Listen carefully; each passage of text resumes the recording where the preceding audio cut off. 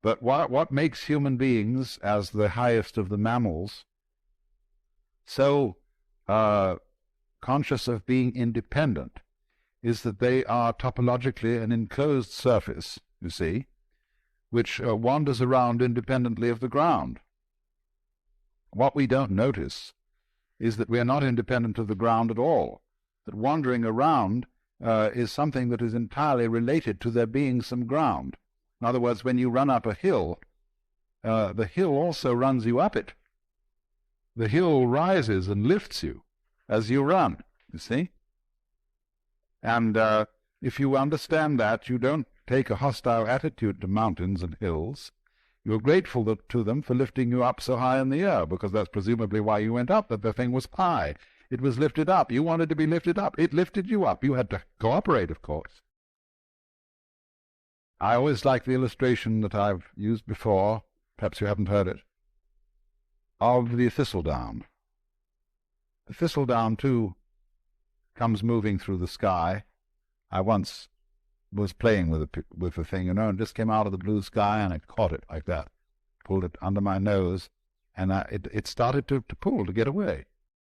Looks as if it were a butterfly or something. It pulls away when you catch it by the leg. And I thought, oh no, of course, that's not the thistledown, it's the wind. Well, which was it? You know, in a famous debate that was settled by the sixth patriarch of Zen, there were two monks arguing when a flag was flapping in the wind, whether it was the wind or the flag that was moving. And he said, it's neither, it's the mind. And so, in a way, the same thing was true about the thistledown. The mind is the moving thing, because which point of view will you take? Which attitude of mind will you take towards this? Is it the wind moving the thistledown?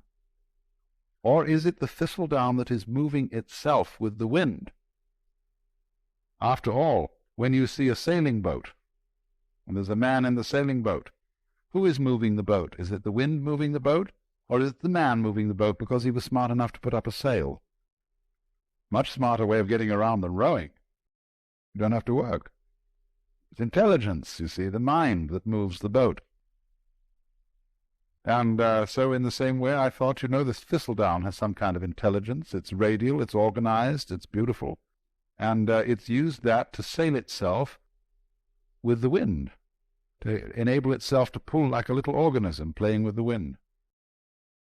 And so in just the same way, each one of us uses the universe to get around, and the universe uses us to play with, and to make games and patterns, and to do its stuff. So because we seem to be disconnected and entirely sealed within our skin, that is a very deceptive thing, because the skin is not really the boundary of man. You will notice that in various periods of art, human beings have been shaped in different ways,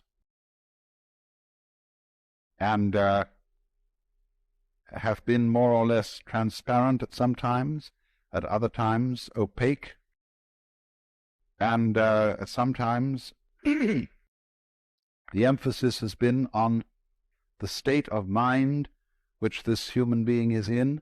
At other times, the emphasis is on the bodily conformations, and so on. In the work of painters today, one sees images that at first sight one doesn't recognize as being human.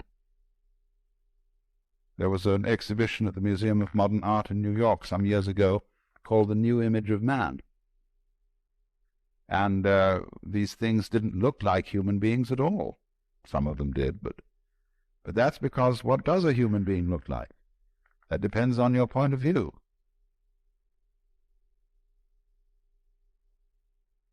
You see, if you are prejudiced that a human being is only what is inside his skin, then you think that when anybody paints the human being beyond those boundaries, that he's lost the image of man. He hasn't necessarily lost it at all. You see,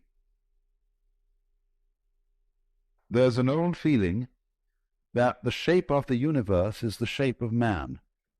I don't know if you've ever heard that said.